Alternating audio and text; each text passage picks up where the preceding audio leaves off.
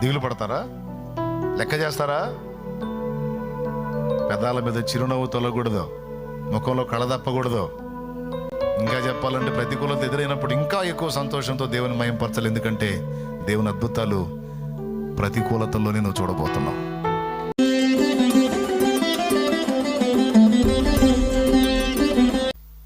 నాసికారంధ్రములలో వట్టి ఊపిరి కలిగి ఉన్న మనిషిని, వట్టి గాలిని కలిగి ఉన్న మనిషిని నేను లక్ష్య పెట్టేది ఏంది? ఎవడో నన్నంటే నా కిరీటం కింద పడిద్దా? ఎవడో నవ్వాడని నేను దిగులు పడాలా? అవన్నీ ఆలోచించడానికి నేనేం పిల్లోడినా? అబ్బే, నా దేవుడు నాకు, ఆయన ఏదన్నా ఆయన తిడితే నాకు బాధ, ఆయన గద్దిస్తే నాకు బాధ, తేడాపడ్డానని. అంతేగాని మనుషుడు ఎవడేమంటే నాకే, పొగిడితే నాకెందుకు, తిడితే నాకెందుకు? ఒక దరిద్రుడు మనల్ని తిట్టాడని, ఒక దరిద్రుడు నిన్ను తిట్టాడని నువ్వు దేవుని కొడుకు కాకుండా పోతావా, కూతురు కాకుండా పోతావా? దేవుని కొడుకువి కూతురు అంటే నువ్వు బంగారానివి. ఎన్ని వంకరలు ఎవడు ఎన్ని అనుకున్నా సరే అవి నీకు లెక్కలోవి కాదు. ఏదన్నా అంటే ఆయన. కానీ ఈరోజు చాలామంది దిగులేందో తెలుసా? అన్న అప్పులు ఉండే, అన్న అప్పులన్నా, ఎప్పుడన్నా అప్పులన్నా, ఆ అప్పులైతే దబక్కన మాట అంటారు, ఏమని బాధ అన్నా, మాట అంటే తట్టుకోలేనన్నా, తట్టుకోకపోతే ఏదో ఒకటి అయిపోతానన్నా.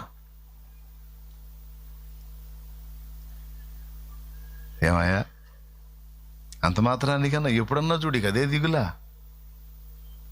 నేను చెప్తున్నా, నీకు సూత్రం చెప్తున్నా, గుర్తుపెట్టుకో. నువ్వు అసలు వాటిని దులిపేసి ఒక ఎదిగిన బిడ్డగా నువ్వు రూపాంతరం చెందకపోతే అవి నిన్నంతే వెంటపడతాయి. నా మాట నమ్మి దులిపోయి నువ్వు ఎవడన్నా వచ్చి తిడతాడేమో, తిడితే తిట్టని ఆనందంగా తిట్లు తింటా. ఎందుకంటే ఆ తిట్లన్నీ పూదండలుగా మారుస్తాడు నా దేవుడు. ఖచ్చితంగా చేస్తాడు, నాకు ఆ విషయంలో సందేహం లేదు. కాబట్టి నేను దిగులు పడ్డా. నేను నలుగురు ఊసినా దిగులు పడవా? ఊపించుకుంటా. చచ్చిపోమంటావా? ఉయ్యనే అనని. నా దేవుడు చూడలేదా, నా దేవుడు వింటలేదా? మరి వాళ్ళు ఊసారా, నేనేం చేయమంటావు? మరి దొంగతనాలు చేయమంటావు? నేనేమన్నా దారిద్రపిడులు చేయమంటావు? చేయలేంగా. ఏదో ఒక ద్వారం నా దేవుడే తెరవాలి, నా దేవుడే ఒక కార్యం చేయాలి. ఏదో ఒక పక్క నుంచి ఏదో ఒక అవకాశం ఆయనే చూపించాలి. నాకు ఆ సమస్య పోవాలి. అందుకే నేను ఆయనకు అప్పచెప్పి ఒక్కరి నిమిషంలోనైనా ఒక అద్భుతం చేయగల దేవుడు ఆయన. అంతా అయిపోయిందిరా, ఇంకా లేదు ఛాన్స్ అనుకున్న టైంలో కూడా ఒక అద్భుతం చేసి, ఆఖరి నిమిషంలో ఒక అద్భుతం చేసి నిన్ను మళ్ళా నిలబెట్టగల సమర్థుడైన దేవుణ్ణి నువ్వు నమ్ముకొనున్నావు. కాబట్టి నీ ముఖంలో విచారం కానీ, వేదన కానీ ఆత్మ సంబంధంలో కనపడదు అస్సలు. పెద్ద మీటింగ్ పెట్టుకున్నాడు ఒక ఆయన, పెద్ద మీటింగ్ పెట్టుకున్నాడు. బోల్డ్ ఎంతమంది జనం వస్తారు. అప్పటిదాకా సాయం చేసే మిషన్ వారు సాయం ఎగ్గొట్టారు, ఎగ్గొట్టేశారు. మీకు చేయమన్నారు, ఏం చేయాలి? పరిచారకులు వచ్చారు, అయ్యగారు మీటింగ్ పెట్టావు, జనాలు వస్తారు, ఏమీ లేదు పెట్టడానికి. ఎట్లా అయ్యా అంటే, గదిలో పోయి పాట రాసుకుంటున్నాడు అంట. గదిలోకి పోయి, అబ్బాయి అబ్బాయి నేను తలపెట్టింది నా పని కాదు, నా ప్రభు పని, నా పని కాదు, నా ప్రభు పని. ఆయనే చూసుకుంటాడు. యెహోవా ఈరే, యెహోవా ఈరే. ఎప్పటికి కావాలో ఆయనకి తెలుసు. నువ్వు అడిగిందంతా దేవుడు ఇవ్వకపోవచ్చు, కానీ నీకు అవసరమైంది మాత్రం ఖచ్చితంగా ఇస్తాడు నా దేవుడు. నంబర్ 1 రాసుకో.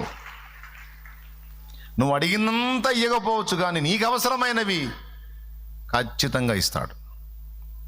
ఆయన అన్యాయస్తుడు కాదు. ఒకటి ఫ్రెండ్సుడు కాదు. ఒకటి. రెండవది, నువ్వు అడిగిన టైంలో ఆయన ఇవ్వకపోవచ్చు, కానీ తగిన టైంలో మాత్రం, అవసరమైన టైంలో మాత్రం తప్పకుండా హెల్ప్ చేస్తాడు ఆయన. ఇప్పుడు కావాలంటే కాదు, ఆయన నిర్ణయించిన టైం ఒకటి ఉంటుంది. అప్పటిదాకా నువ్వు దడపడకూడదు, ఓపికతో ఎదురు చూడాలి. ఒకటైతే కన్ఫామ్, నువ్వు అడిగిన టైంలో దేవుడు ఇవ్వకపోవచ్చు, కానీ తన సమయమందు ఏది యుక్తమైన సమయమో ఆ యుక్తమైన సమయమందు తప్పకుండా నీకు సాయం చేస్తాడు. అల్ప విశ్వాసుల్లాగా, అవిశ్వాసుల్లాగా విచారంలో బతకండి. నా దేవుడు నాకు తోడై ఉన్నాడని నిజంగా నువ్వు నమ్మితే ధైర్యంగా ఉండు, ఆనందంగా ఉండు, సంతోషంగా ఉండు. గదిలో పోయి పాట రాసుకుంటున్నాడు భక్తుడు అని చెప్పాను. వాళ్ళు అడిగారు, ఏమయ్యా మేము అడుగుతుంటే మీటింగ్ పెట్టావు, పెద్ద మీటింగ్, జనం వస్తారు, ఏం పెట్టాలంటే, అబ్బాయి పని నా ప్రభుది, ఆయనే చూసుకుంటాడు అన్నాడు కదా. రాసులు వచ్చి పడ్డాయట అక్కడ. జరిగింది, నిజంగానే జరిగింది. రాసులు వచ్చి పడ్డాయి. అందరికి పెట్టంగా కూడా ఇంకా కుప్పలు మిగిలిపోయినాయి అక్కడ. అందుకే వాళ్ళు అంత ధైర్యంగా ఉండే, అంత భరోసాగా ఉండే దేవుడి విషయం తెలుసు. ఆయన తెలుసు వాళ్ళకి ఆఖరి నిమిషంలో నేను ఒక అద్భుతం చేయగల దమ్ము కలిగినోడని. అడిగిందంతా ఇవ్వకపోయిన అవసరమైంది తప్పకుండా ఇస్తాడని తెలుసు. అడిగిన సమయంలో ఇవ్వకపోయిన తన సమయంలో, అదే మనకి ఎప్పుడు అవసరమో ఆ టైం దేవుడికి తెలుసు, మనకంటే బాగా ఖచ్చితంగా సెట్ చేస్తాడు. ఎంతమందికి విశ్వాసం ఉంది? ఇంకా దాని గురించి ఆలోచిస్తారా? దిగులు పడతారా? లెక్క చేస్తారా? పెదాల మీద చిరునవ్వు తొలగకూడదు, ముఖంలో కళ తప్పకూడదు. ఇంకా చెప్పాలంటే ప్రతికూలత ఎదురైనప్పుడు ఇంకా ఎక్కువ సంతోషంతో దేవుని మయంపరచాలి. ఎందుకంటే దేవుని అద్భుతాలు ప్రతికూలతల్లోనే నువ్వు చూడబోతున్నావు. అనుకూలతల్లో కాదు అద్భుతాలు చూసేది, ప్రతికూలతల్లో, ఇబ్బందికర పరిస్థితుల్లోనే అద్భుతాలు చూసే ఛాన్స్ నీకు వచ్చింది. కాబట్టి ఖచ్చితంగా చూస్తా. అగ్నిగుండం రాకముందు అద్భుతం చూశారా అపోస్తలు?